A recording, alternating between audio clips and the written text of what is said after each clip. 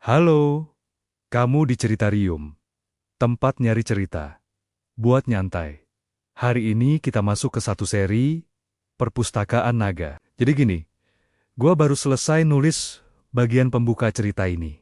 Nuansanya, mencekam, tapi tetap elegan. Ceritanya dimulai dari sebuah hutan. Hutan yang katanya nggak pernah punya nama di peta manusia, tapi anehnya, tetap ada orang yang pernah masuk ke sana. Dan beberapa berhasil pulang, jumlahnya selalu sedikit, dan dari catatan mereka lah, tempat itu akhirnya punya sebutan. Mereka nyebut wilayah itu Abyssal, dan dari cara mereka jelasin, Abyssal itu bukan hutan biasa. Sistemnya rusak. Kompas nggak bisa dipercaya. Jarumnya muter, ragu, lalu kacau. Arah jadi nggak jelas. Seolah hutannya sendiri menolak ditunjuk. Terus, ada satu hal lagi yang bikin makin parah. Mana energi sihir itu mengental. Bukan cuma kuat, tapi mengental. Sampai batas realitasnya keganggu. Hukum alam pun nggak konsisten. Kadang normal, kadang ngaco.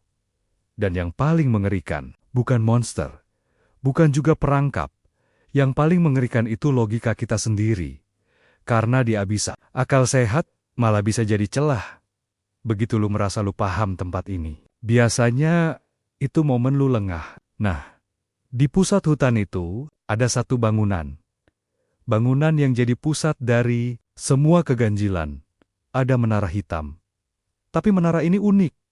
Dia nggak tinggi, nggak megah dari luar. Dia kelihatan kayak sisa menhir kuno. Kayak reruntuhan peradaban yang gagal ninggalin sejarah. Dan justru itu yang bikin merinding. Menara ini kayak nggak disentuh waktu. Nggak lapuk. Nggak berubah. Seolah waktu menolak ngakuin. Bangunan ini pernah jadi bagian dunia. Begitu ada orang yang nekat masuk ke dalamnya, sekejap, dunia berubah. Karena bagian dalam menara ini nggak masuk akal. Ruangannya kayak nggak punya ukuran. Lu nggak bisa ngukur ujungnya. Lu nggak bisa nebak batasnya. Rak demi rak buku, menjulang tinggi, naik terus, sampai gelap, dan gak kelihatan ujung. Terus, yang bikin tambah aneh, buku-bukunya nggak diam. Grimoire tua, kitab-kitab sihir, melayang pelan. Mereka membuka, lalu menutup halaman sendiri, seolah makhluk hidup yang lagi bernapas. Di udara, ada simbol-simbol sihir. Nyala, redup, nyala lagi. Polanya mirip rasi bintang, tapi ini bukan dekorasi. Kesannya, perpustakaan ini lagi mikir, seolah ruangan ini lagi ngolah sesuatu, dan di sini gue baru ngeh, ini bukan perpustakaan versi manusia, tempat ini namanya Atan. Ini bukan sekadar gedung, dia entitas pengetahuan, perpustakaan yang hidup, dan kemampuan Atane. Gila, isi buku bisa ditanam langsung ke jiwa orang. Jadi bukan lu baca pelan-pelan, lu kayak diisi paksa. Pengetahuan itu masuk langsung, nempel dan mengakar. Tapi jelas, ini nggak gratis.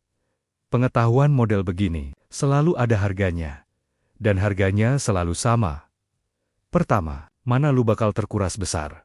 Kedua, ingatan lu jadi acak, lu nggak bisa milih. Mau inget yang mana? Semua bisa masuk, dan semua bisa nyangkut. Dan ketiga, kewarasan lu kepotong sedikit demi sedikit. Pelan, tapi pasti. Nah, di tengah lautan grimoire itu, ada sesuatu yang bikin suasana makin berat. Ada seekor naga. Naga ini raksasa. Sisiknya hitam pekat. Tapi dari celah sisiknya, ada cahaya pucat, kayak retakan tipis di permukaan malam. Dan yang bikin tegang, naga ini bukan tidur. Dia nunggu. Bahkan ruangan di sekitarnya terasa menyesuaikan diri sama dia. Bukan dia yang numpang di ruangan. Terus matanya emas. Dan mata emas ini bukan cuma soal warna. Di dalamnya kayak ada sesuatu yang berputar, ada formasi sihir, tingkat tinggi, ada lintasan bintang, ada juga ingatan tentang dunia-dunia yang runtuh. Banyak sekali. Jadi naga ini nyimpen kehancuran, bukan karena nostalgia. Dia nyimpen itu sebagai arsip. Catatan kesalahan, daftar bukti bahwa peradaban sering ngulang dosa yang sama. Namanya Azarel Nox Draconis. Dan yang bikin menarik, Azarel bukan cuma duduk doang. Dia lagi kerja. Di depannya melayang selembar halaman kosong. Dan dia nulis pakai ujung cakar. Tapi tulisannya bukan tinta. Tulisannya cahaya. Cahaya itu dipaksa memadat jadi huruf. Rapi, dingin, presisi, dan kalimat besar pertama yang dia tulis adalah desain ulang peradaban. Azarel berhenti setelah nulis itu. Tapi bukan karena ragu. Dia berhenti karena menilai kayak perancang yang lagi ngecek. Ini proyek layak lanjut atau tidak? Terus dia ngomong pelan. Seolah ada murid yang gak kelihatan. Kalau struktur kekuasaan dihancurkan, kekosongan tetap harus diisi. Kalau nggak ada sistem, kehancuran cuma jadi bentuk lain dari kemalasan. Intinya, Azarel nggak mau cuma ngerusak. Dia nggak mau chaos yang bodoh.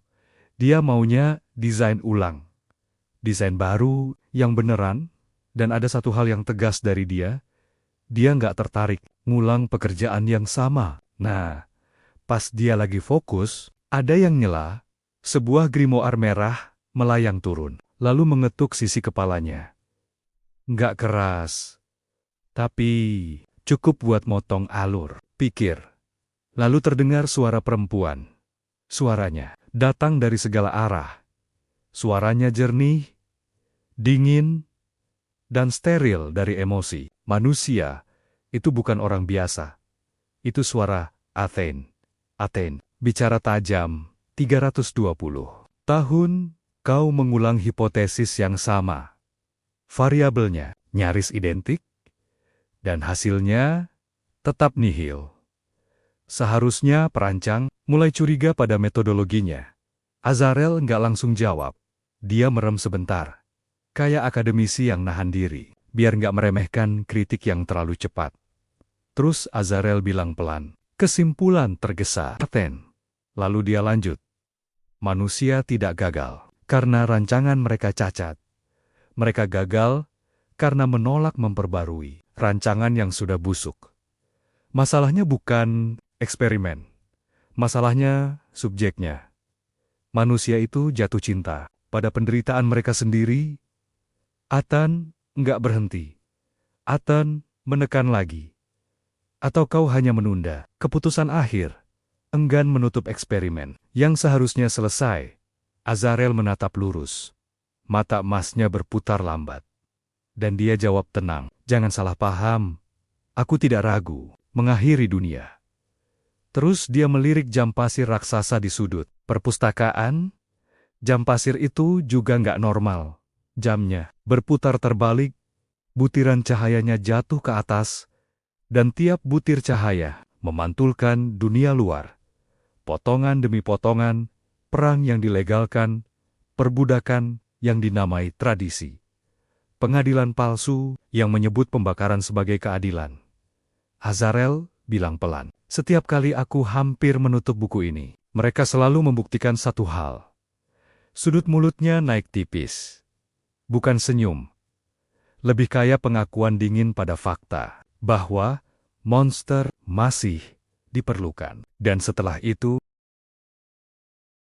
ruang waktu bergetar. Gangguannya tajam, kasar, seolah ada yang nyelonong masuk tanpa sopan santun. Sebuah lingkaran sihir menyala di lantai perpustakaan. Auranya asing. Campuran darah, angin, dan gema arwah yang belum sepenuhnya padam. Azarel mengangkat kepala dan gumam pelan. Ketepatan waktu tetap bukan kelebihannya. Lantai mereka membentuk lingkaran ritual. Ada lumut, ada bunga liar. Jejak dunia luar yang dipaksa menembus masuk. Lalu dari pusat lingkaran itu muncul sosok perempuan. Telinganya runcing, rambutnya perak panjang. Matanya merah tua, tajam, dan tatapannya kayak nyimpen keyakinan dan kehancuran dalam kadar yang sama. Namanya Elnesia Nocturne. Dan yang bikin ngeri, Elnesia sama sekali nggak gentar. Dia masuk ke tempat begini. Tanpa ragu, dia langsung tembak ke inti. Kau menyimpan grimoire baru tentang sihir, darah. Aku membutuhkannya. Azarel menatap Elnesia lama, terlalu lama. Bukan karena kagum, tapi karena menilai kayak bangsawan yang mutusin ini orang layak diajak bicara atau cuma objek pengamatan. Akhirnya Azarel bicara. Kau masuk tanpa izin. Kau menyebut kebutuhanmu sebagai urgensi. Lalu kau berharap aku menganggapnya permintaan. Lalu Azarel nanya dingin, di dunia luar, apakah etika sudah benar-benar punah? Elnesia jawab tenang, etika tak pernah berlaku. Bagi mereka yang punya kekuatan, Azarel menanggapi datar, pernyataan yang jujur, tapi kau keliru bila mengira kejujuran cukup menjadi alasan. Azarel melangkah maju sedikit, dan rak-rak buku bergetar halus, seolah perpustakaan pun ikut merespons pergeseran keberadaannya. Lalu Azarel bilang, aku akan memberikannya. Bukan karena kau membutuhkannya, melainkan karena aku ingin melihat apa yang akan kau lakukan. Dengan pengetahuan itu, di sekitar mereka, grimoire berdesis. Halaman bergerak sendiri. Suasananya kayak ruangan, lagi menahan napas. Lalu Aten bicara lagi.